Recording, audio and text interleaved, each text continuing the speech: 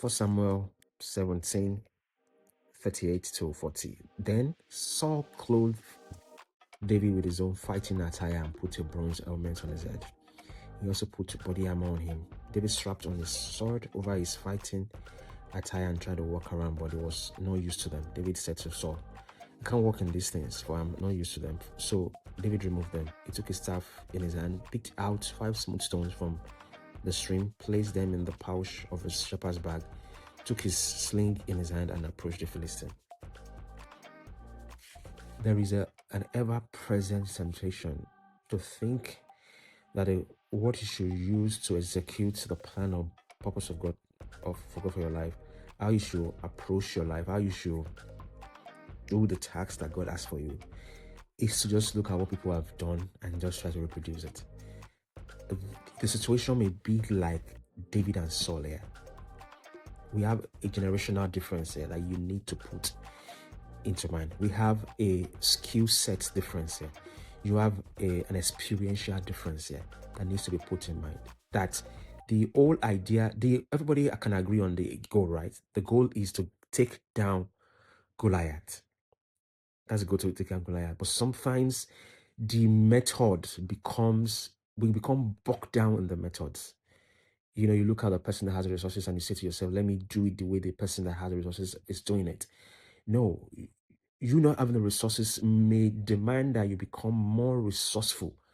You may need to dig deeper. You may need to leave your pride alone to the side and go in that same direction, still pursue that aim, but not doing it with that method, not doing it with that method, with the method of the other person. Look at what happened to David here. It was heavy. He tried to walk around.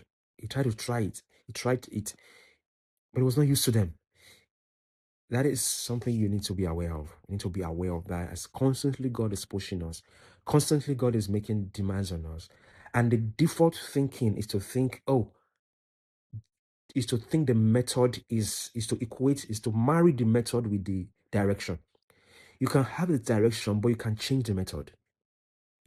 You don't have to spend so much money, but you can still aiming for the right direction. And sometimes we want to compare ourselves with the people that have been in that business, in that area of expertise, in that area of engagement for decades. So we're not comparing right. We're not judging correctly. God is starting you up on a new path. God is starting you up on a new direction.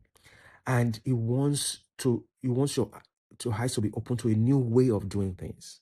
One of the things you will notice in the Bible is that every time God does something, there's always something different. So you're not married to the method. You're not married to the means. You are constantly being challenged. You're constantly being challenged to leave the past behind. You're constantly being challenged to set your gaze on to clarify what exactly is the aim and how you want to get there. You're constantly being challenged on being able to differentiate between the method and the means. And you look at David here. He said, I can't walk in these things. I'm not used to them. So remove them. Some of us will be we're slow to remove them. We're slow to say, this is not working. We can't go on like this. This is not going to work. We can go in this direction. We can shift and move in a new direction. So he took his staff in his hand, picked up 5 smooth stones from the stream, placed them in the pouch of his shepherd's bag.